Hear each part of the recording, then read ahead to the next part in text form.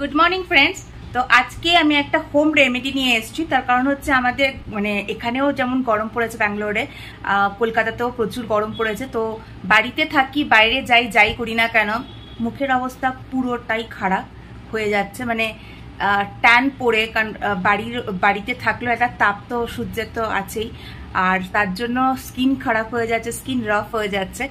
কোনো কেমিক্যাল জাতীয় কোনো রকম প্রোডাক্ট ইউজ না করে তাহলে হোম রেমেডির মাধ্যমে কি করে স্কিনটাকে একটু ভদ্রস্থ করা যায়, চলো তোমাদের সাথে আজকে সেটাই শেয়ার করব। তো প্রথমে নিয়ে নিচ্ছি বেসন। বেসন কিন্তু স্কিন টোনকে লাইট করে। আর বেসনের পর নিয়ে নিচ্ছি দই। দইয়ের এক কাজ হচ্ছে স্কিন কমপ্লেক্সকে লাইট করা, ইমপ্রুভ করা। আর তারপর নিয়ে নিচ্ছি হানি। হানি কিংবা মধু স্কিনকে ময়েশ্চার করতে অনেকটা সাহায্য করে। আর নিয়ে নিচ্ছে একটা ছোট্ট স্যাশে কফি। তো কফি কিন্তু অ্যান্টিঅক্সিডেন্টের কাজ করে, ড্যামেজ স্কিন রিপেয়ার করে আর কোলাজেন বুস্ট করে। তো ভালো করে এটা মিক্স করে নিচ্ছি। তো তোমরা দেখতেই পাচ্ছ ফুল ফেসে ভালো করে অ্যাপ্লাই করে নিয়েছি।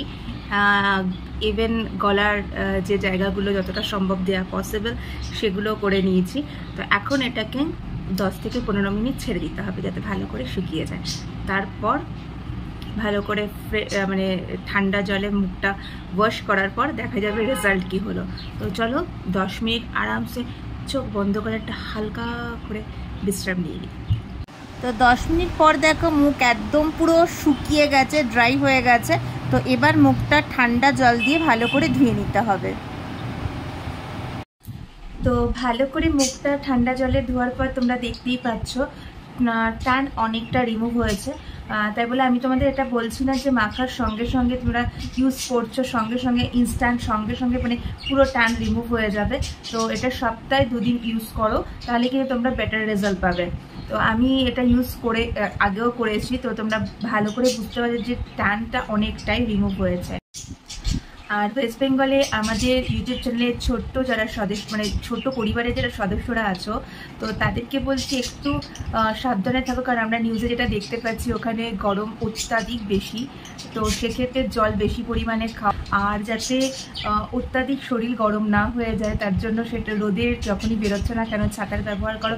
আর সব থেকে ভালো হয় যে সময়টা ধরো অত্যাধিক রোদের তাপ বেশি থাকছে 12টার পর, তো তখন একটু অ্যাভয়েড করার চেষ্টা করো বাইরে বেরোনোটা। আর যখন বাড়িতে থাকলো আমি তোমাদের বলবো যে সানস্ক্রিন যেগুলো আছে ওগুলো ইউজ করো, কারণ আমরা বাড়িতে থাকলেও কিন্তু আমাদের স্কিনের ওপর প্রচণ্ড এফেক্ট পড়ে।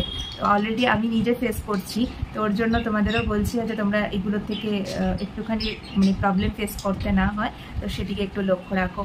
আর গরমে খুব সাবধানে থেকো, কারণ অনেক নিউজে আসছে যে ওখানে প্রচুর সানস্ট্রোক হচ্ছে।